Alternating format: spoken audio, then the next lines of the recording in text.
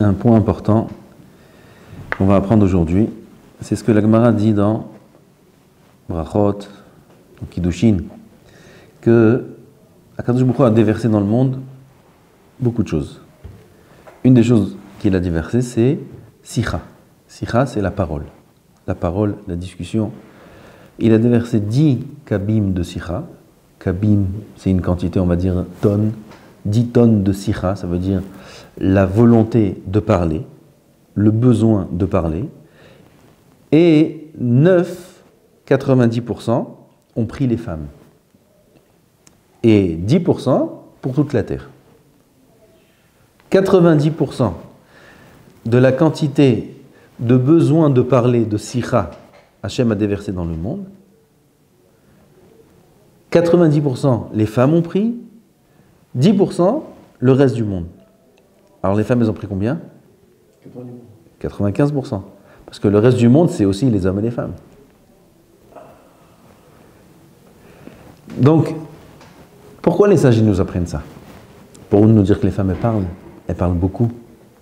Pour, chas v'shalom, rabaisser le statut des femmes. On voit que la Torah, la Gemara, tous les textes donnent une importance immense à la femme. La femme, c'est la Shrina.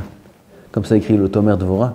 Lorsqu'un homme, à la maison, achète une chose pour sa femme, une marmite, un vêtement, des chaussures, il achète pour sa femme, qu'il pense, c'est une kavana haute, au tikkun de la Shrina.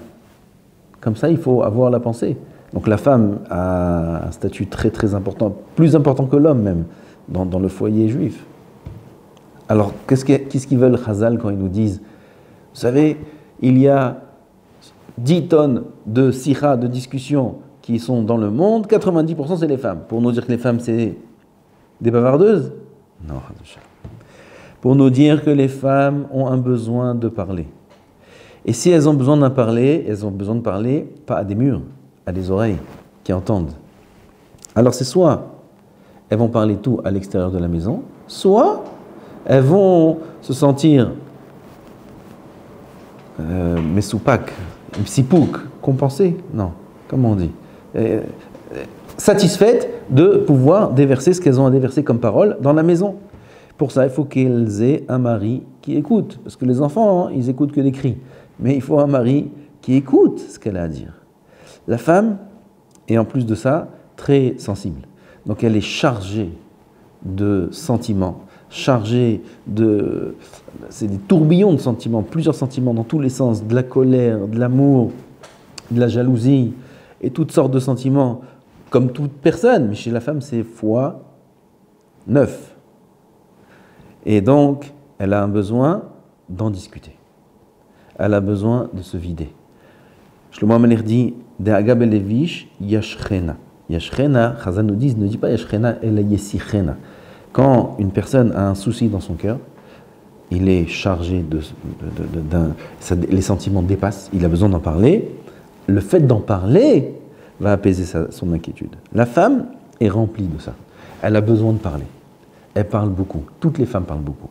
Et ce besoin de parler-là est très, très, très positif. Heureusement qu'Akadosh Baruch Hu, il a donné aux femmes la force de parler et le besoin de parler. Au moins, elle parle à nos enfants. Au moins, elle leur raconte des histoires et elle leur parle et comment tu vas. Parce que si la femme était comme l'homme, les enfants, ils seraient muets. Personne ne leur parle. Donc, c'est pour ça que la femme, Akadosh Baruch Hu lui a donné cette trouna-là, cette trouna. Il faut m'aider un petit peu.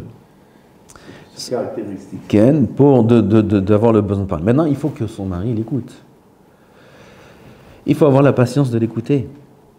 Et c'est bien de l'écouter tous les soirs, comme ça, tous les soirs, elle déverse un peu plus tôt qu'elle emmagasine, et après, quand ça sort pas de manière agréable. Alors, si tous les soirs il rentre, ou tous les jours, ou au téléphone un petit peu, et là, tout d'un coup, dans la discussion, elle dit, tu sais ce qu'il y a eu j'ai pas le temps. Pas maintenant, on parle ce soir, je rentre plus tard. Non. C'est mieux d'écouter un petit peu maintenant. Ça va prendre encore 5 minutes, encore 10 minutes. Ce soir, quand elle va rentrer, encore un petit peu. Elle va parler, elle va raconter, elle va se vider, elle va apaiser tout ce qu'elle a emmagasiné comme charge émotionnelle et ça va donner du nahat à sa femme. Et nous, on fait du chesed.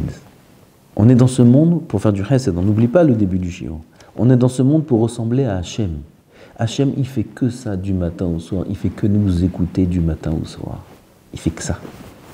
Oui, qu'est-ce que tu as besoin, mon fils? Allez, raconte. Oui, voilà, je t'en supplie, regarde, dis ça, j'en supplie. T'es libre, j'en supplie, les soldats. Il fait que ça. Il fait que ça.